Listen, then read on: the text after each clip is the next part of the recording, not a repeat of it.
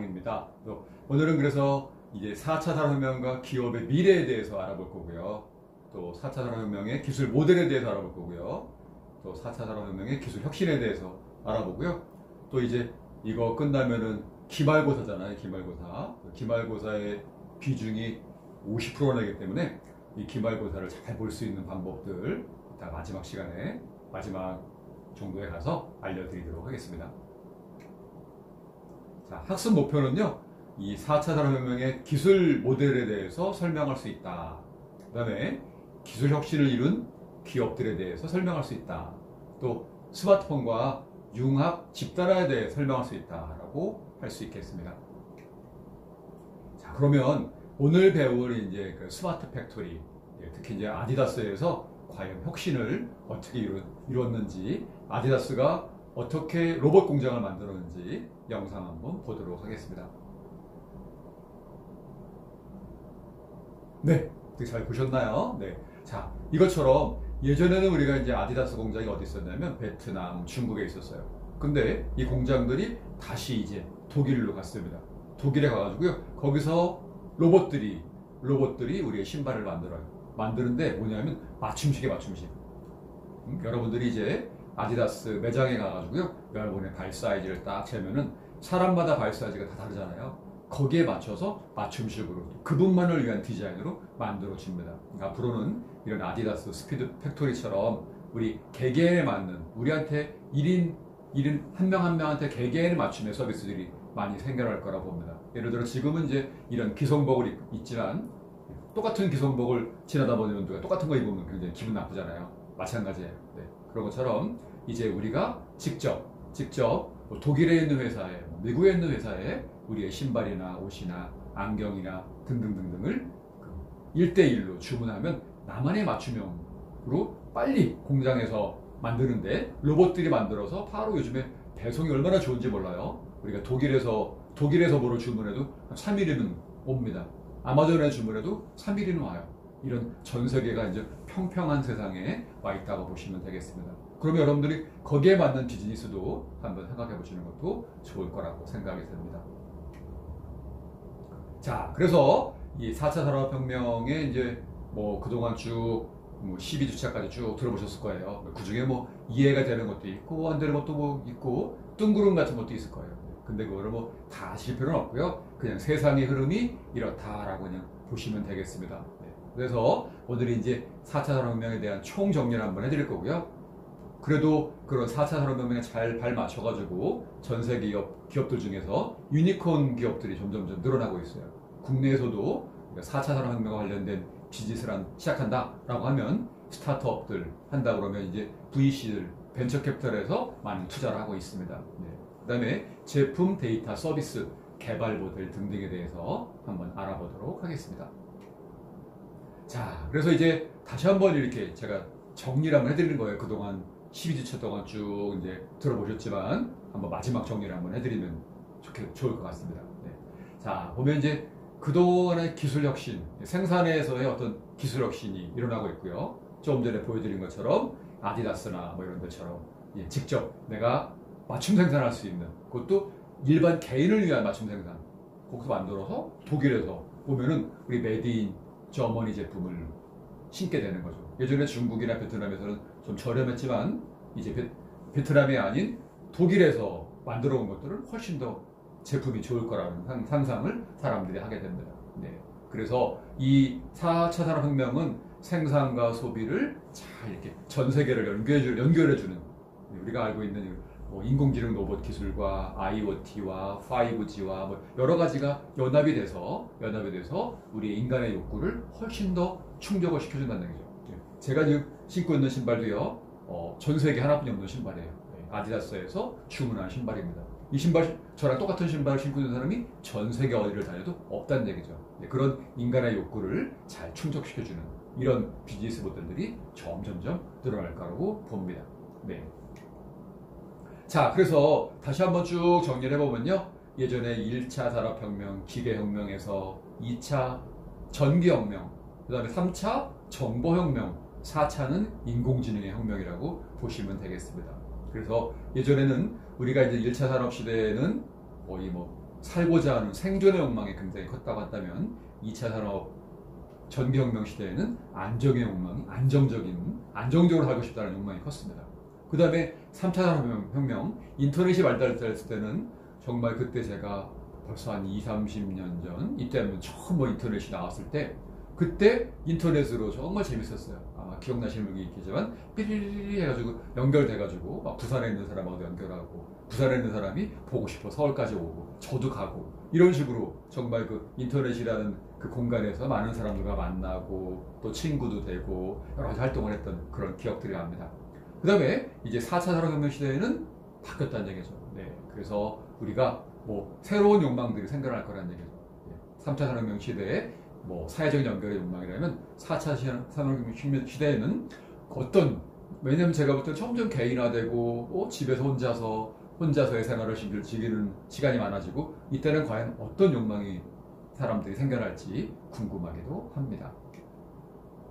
자, 그래서 우리 아무도 알려주지 않은 이 4차 산업혁명 이야기라고 영상 한번 보시고요. 과연 우리 세상의 패러다임이 어떻게 바뀌어가는지 어떻게 보면 부정적인 이야기일 수도 있고 긍정적인 이야기일 수도 있어요. 그래서 일단 긍정적인 이야기만 조금 보여드릴 테니까요.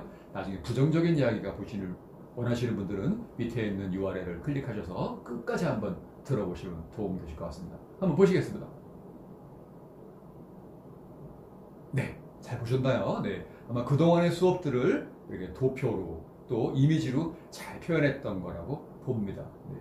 그러시고 나중에 긍정과 부정적인 영향 아마 많이 들으셨을 거예요. 책으로든 유튜브로든 강연을 통해서. 그래서 이걸 통해서 이 영상을 통해서 한번 정리해 보시면 도움이 되실 것 같습니다.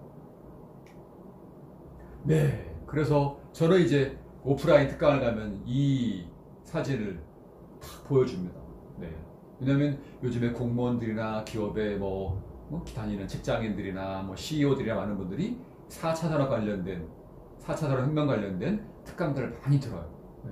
그래서 그분들이 하도 많이 들어가지고요. 가면은 다 뜬구름 같다라는 이야기를 많이 하십니다. 그래서 이거는 이제 우리 이민아 교수님이 그림이에요. 보면 연구원분들하고 싹 보면은 이제 우리 장님이 코끼리 만지는 거죠. 그래서 어떤 사람이 코를 만지는 사람은 코끼리는 코가 굉장히 길다만 알고 있는 분이고요. 어떤 분은 이제 코끼리 등에 타본 사람이 있어요. 그런 사람은 코끼리 등에는 엄청나게 두꺼운 털이 달려있네라고 할 거고요. 또 어떤 분은 장님 그러면 이상하니까 시각장애인이에요. 시각장애인이 이제 뒤에서 코끼리의 꼬리만 딱 잡고 코끼리는 이렇게 꼬리만 보고 나서 코끼리는 이런 꼬리만 있어라고 생각하는 사람도 있더란 얘기죠. 그런 것처럼 시각장애인이 이 코끼리를 보는 것처럼 그렇게 보시면 안 되고요. 어떤 사람들은 이렇게 느끼죠. 4차 산업혁명은 전기자동차야, 자율주행차야 라고 생각하는 사람도 있고요. 어떤 사람은 아니야, 그거는 IoT야, 사물 인터넷이야 하는 분도 있고요. 어떤 분은 아니야, 이거는 빅데이터야 라고 하는 분도 있고요. 어떤 분은 아니야, 이거 블록체인이야 라고 하는 분도 있고요. 또 어떤 분은 아니야, 인공지능이야.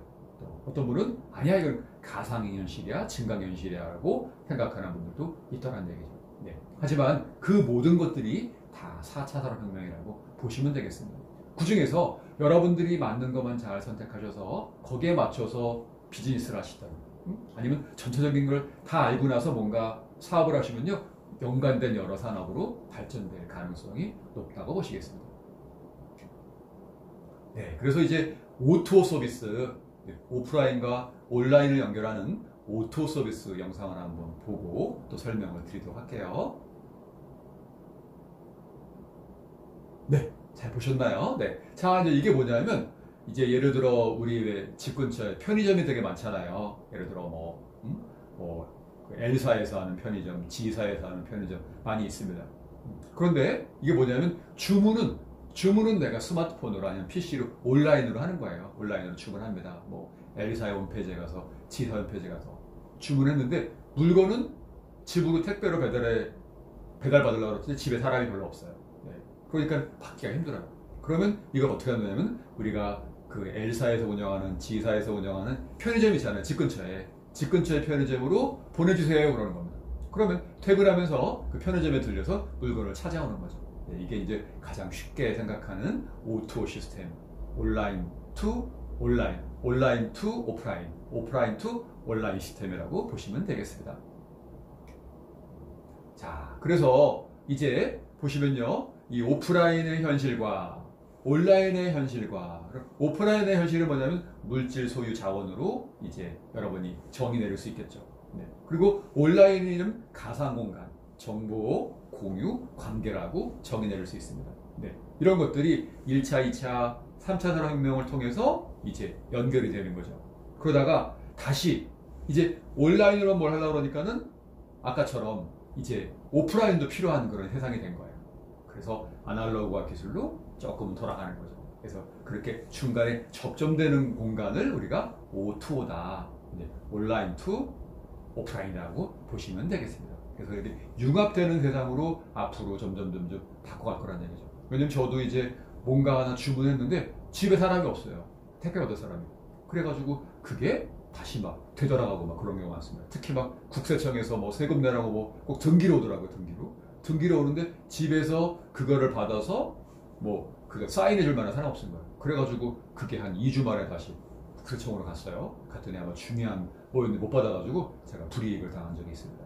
그런 것처럼 앞으로 그런 그 우체국 등기 같은 경우도 이제 어떻게 사인을 받냐면 집 근처에 가까운 편의점에다가 맡겨놓으면 거기서 뭐 사인한다든지. 그러니까 사인도 지금처럼 사람이 직접 만나서 사인하는 것보다는 뭔가 이제 블록체인 기술로 활용을 해서 우리가 사인을 하면 이게 이제 인정되게끔 뭐 이런 시스템도 아마 우체국 시스템에서 개발하게 될 거라고 봅니다.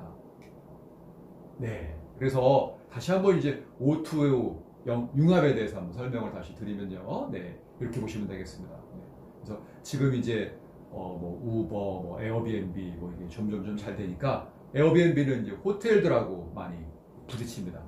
예를 들어 이제 오프라인 호텔들하고 부딪히는 거죠. 근데 에어비앤비가 많이 생겨나면 생겨날수록 지역에 있는 호텔들이 잘 안 되는 거예요. 네. 쉽게 말하면 이제 제주도에 호텔들이 많이 졌어요. 근데 거기에 또 민박이나 뭐 펜션이랑 엄청 늘어났어요. 네. 그 중에서도 에어비앤비를 활용하는 사람들이 요즘에 뭐 학생들부터 어르신들까지 굉장히 많습니다. 그래서 에어비앤비를 통해서 예약하고 제주도를 가는 거예요. 그러다 보니까 호텔들 방값이 이제 저런 그 민박집보다 훨씬 더 저렴한 경우도 생겨나는 그런 갈등이 생겨날 수 있습니다. 그 다음에 이제 우버 같은 경우는 또 마찬가지예요. 우버도 갈등이 택시와의 갈등. 네. 하지만 이제 샌프란시스코나 뭐 아니면 뭐 쿠알라룸푸르나 이런 데 가보면요. 잘 공존하더란 얘기죠. 네. 그래서 샌프란시스코는 잘 모르겠지만 제가 지난번에 이제 그 샌디에고 갔더니요. 샌디에고 공항에 딱 내리면 거기에 저런 그 우버나 뭐 거기 리프트나 이런 그 공유 경제차를 탈 수 있는 승강장이 따로 마련되어 있어요. 택시 승강장이 따로 마련되어 있고요. 그래서 택시비하고 이 공유 경제차하고 비용이 한 반 정도 차이가 나거든요. 그래서 이제 물어봤어요. 이제 그 택시 기사님한테 한번 택시를 타면서 그 우버랑 경쟁이 되지 않습니까? 그랬더니 훨씬 더 친절하다는 얘기예요. 택시가 그쪽에서는 미국에서는요. 친절하고 주로 관광객들을 모시고 직접 뭐 설명도 하면서 그러면서 이제 하니까 자기들은 크게 뭐 이렇게 부딪히지 않는다라고 하더라는 얘기죠. 그 반면에 우버 기사님들은 이제 거기 이민 가신 분들이거나 또 거기서 또 은퇴하신 분들이거나 투잡하시는 분들 이런 분들이 하시는데 또 만족도가 높아요. 네. 자기가 근무할 거 근무 다 하고 남는 시간에 우버 드라이빙을 해서 얼마를 번다. 또 우버 드라이빙을 통해서 사람들과 또 친하게 지낸다. 얘기도 하고 지낸다. 외롭지가 않다. 이렇게 갈등을 해소하는 경우도 제가 본 적이 있습니다. 우리나라도 그렇게 좀 이 갈등만 될 게 아니라 같이 또 융합하는 이런 것들이 필요할 거라고 봅니다. 그래서 조금 전에 설명드린 것처럼 1차, 2차 산업혁명과 3차 산업혁명 돌아가면서 이제 온라인 시장으로 다 되는 것 같지만 그 중에서 오프라인도 필요하니까 오프라인도 연합되는 이런 혼돈의 세상이 아닌 융합되는 이런 세상으로 이제 바뀔 거라고 보시면 되겠습니다. 네, 그래서 O2O의 이제 평형 모델이라는 건데요. 보면 이제 오프라인과 1대1로 된 온라인 세상이 이제 있어요. 그럼 저게 이제 표면에 딱 보면 이 가로, 세로 이렇게 보십시오. 네, 그래서 가로에 보면 뭐 사물 인터넷도 있고요. 네, 그 밑에 보면은 뭐 SNS, 우리가 이제 많이 하는 소셜 네트워크 서비스도 있고, 저쪽에 클라우드 서비스 있고, 등등등등. 이런 것들이 잘 융합이 되는데 중요한 거는 그렇게 융합된 것들이 편집과 복제가 가능하다는 얘기예요. 편집과 복제가. 예전에는 우리 오프라인 세상에서는 뭐 하나 만들면 새롭게 복제하거나 편집하려면 굉장히 힘들었어요.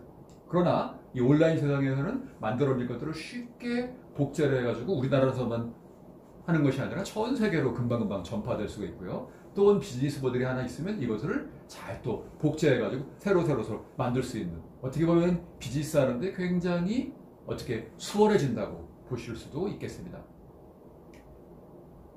그래서 이 가상세계의 예측과 맞춤, 이게 예를 들어 시간과 인간과 공간이 어떻게 이제 최적화되는 이런 세상으로 바뀌어갈 거라고 예측을 하고 있습니다. 네, 그러면 이제 기업 가치가 10억 달러 이상 되는 기업들을 우리가 이제 유니콘 기업이라고 해요. 유니콘 기업. 그래서 이 4차 산업혁명 시대에 새로운 비즈니스 모델, 유니콘 기업들이 어떻게 성장했는지 영상 한번 보시겠습니다. 보시죠.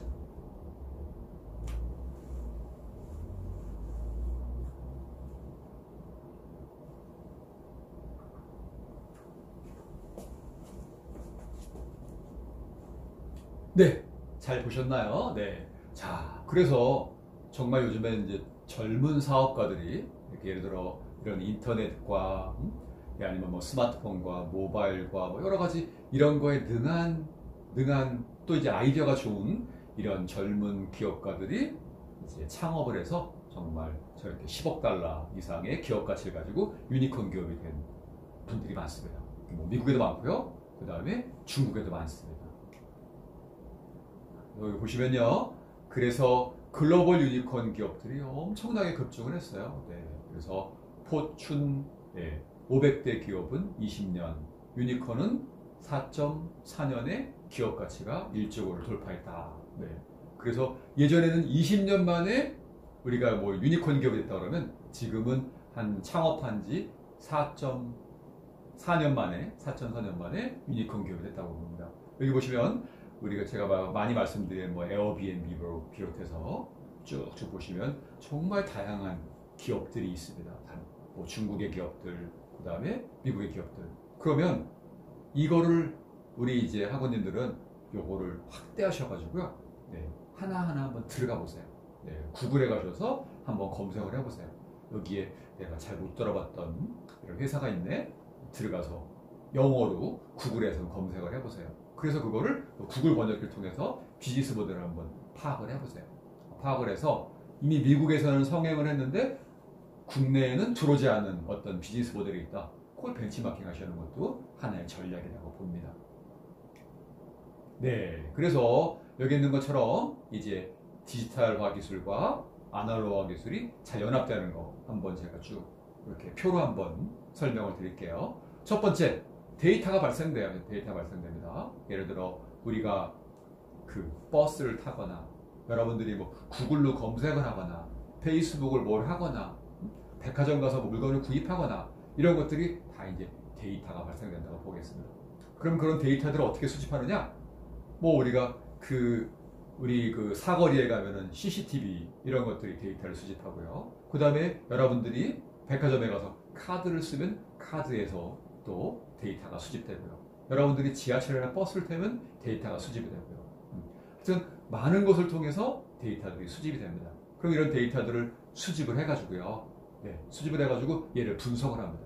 분석을 해서 요즘에 가장 이제 큰 그 빅데이터 업체들이 어디냐면 카드사들이 거기에 소비자들이 사용했던 여러 가지 이런 걸 분석을 해가지고 자료를 내놓습니다. 네, 예를 들어 뭐 무슨 카드사에서 데이터 분석을 해봤더니 요즘에 20대들이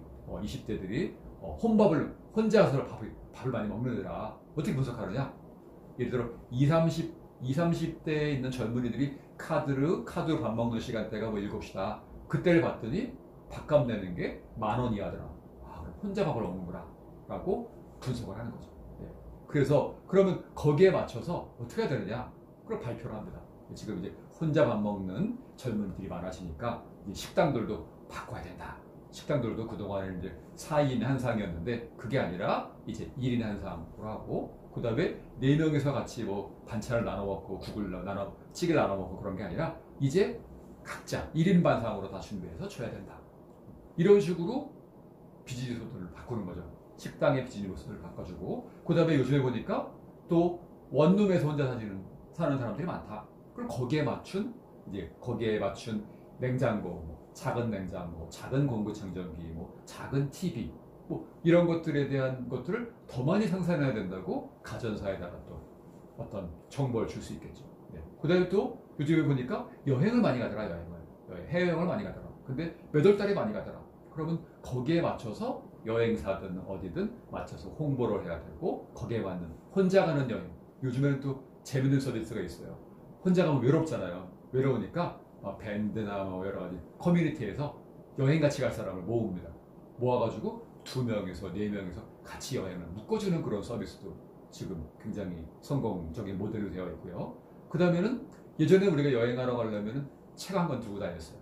그런데 그게 아니라 마이 리얼 트립 막 그래가지고 그 스마트폰에서 어플리케이션 하나 다운받아가지고 내가 프랑스 파리다. 그럼 파리의 식당부터 가볼 만한 거 등등등까지 돼 있고요. 하다못해 거기서 그 표 예약까지 할 수 있는 이런 시스템까지도 만들어 놓았던 얘기죠. 이런 것들이 바로 데이터 분석을 통해서 다양한 산업 쪽에다가 이제 적용을 시키는 겁니다. 그래서 특히 이제 우리가 저런 데이터들을 한번 받아보고 싶다 하시는 분들은요, 공공 데이터. 예, 이거는 이제 정부에서 수집한 데이터들이에요. 공공 데이터 분석을 통해서 찾아서 한번 하시면 되고요. 요즘에 이 공공 데이터를 활용해서 창업하는 젊은 친구들도 굉장히 많습니다. 예, 그리고 이제 여러 가지 카드사에서 분석해 놓은 자료들을 그 카드사의 홈페이지가 많이 있어요. 네. 아니면 직접 전화하셔가지고 내가 이러이러 사업을 하고자 하는데 좀 데이터를 좀 볼 수 있습니까? 라고 얘기해서 데이터를 좀 받아서 관련된 사업들을 해보시는 것도 좋을 것 같습니다. 네. 그래서 이제 디지털화된 기술과 아날로그 기술이 계속 제가 보여드리죠. 계속 이렇게 돈을고 돈다. 네. 디지털화만 되는 게 아니라 다시 아날로그 기술로 돌아간다. 그리고 세상은 돌고 돈다.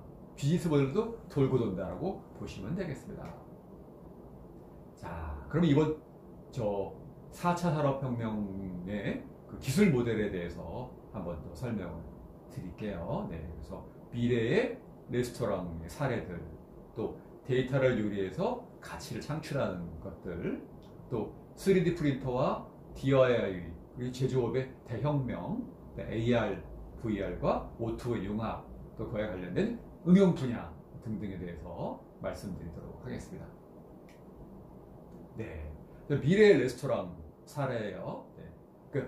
나중에 이제 미래 앞으로 10년이나 몇 년 후가 되면 빠르면 5년 안에도 지금도 벌써 중국의 식당에 가서 딱 주문을 하면 로봇이 와서 주문받고 로봇이 배송해주고 막 그런다고 하더라고요. 네, 그래서 미래의 레스토랑 한번 볼게요. 네. 미래의 레스토랑에는요, 그런 플랫폼과 그 다음에 주문 플랫폼과 인공지능 로봇과 사물 인터넷과 웨어러블과 클라우드와 빅데이터, 이런 것들이 다 융합이 돼서 미래의 레스토랑이 되는 겁니다. 네. 자, 그러면 주문은 이제 딱 자리에 앉으면 테이블에 터치 스크린이 딱 뜨는 거예요. 영화에서 나오는 것처럼, 영화에 나오는 것처럼 터치 스크린이 뜨면 거기서 주문하는 거죠. 설렁탕 하나 하나 딱 주문을 합니다. 네. 그리고 음식을 기다리는 동안에 거기 있는 테이블이 게임기로 바뀌는 거예요. 네. 그리고 거기서 이제 게임 하는 거예요. 연령대에 맞게끔 재밌는 게임들을 막 하는 겁니다. 네. 그러면은 잠시 후에 로봇이 딱 와요. 삐리삐리. 고객님 물 가져왔습니다. 탁 놓는 거죠. 물 한 잔 딱 마시고요. 네. 그 다음에 식사를 합니다. 네. 식사를 해서 설렁탕을 먹고 막 그래요. 네. 그러면 이제 그거를 이제 용기 같은 거에 그 안에 이제 설렁탕을 주문했다. 그러면 그 안 옆에 딱 이제 올려놓으면 그 설렁탕 그릇에 올려놓으면요, 터치 스크린에 딱 뜨는 거예요. 이 설렁탕의 영양분은 어떻고, 이거는 한우로 만들어놨고, 그 다음에 원산지는 횡성이고 등등이 나오는 거예요. 네. 그런 다음에 이거를 여러분이 갖고 계신 스마트워치로 딱 보내는 거예요. 네. 지금 드시는 설렁탕을 드시면 이 칼로리가 몇 칼로리다. 그래서 요거를 다 이제 소화시키려면 몇 킬로미터를 뛰셔야 됩니다. 걸어야 됩니다. 라는 거죠. 네.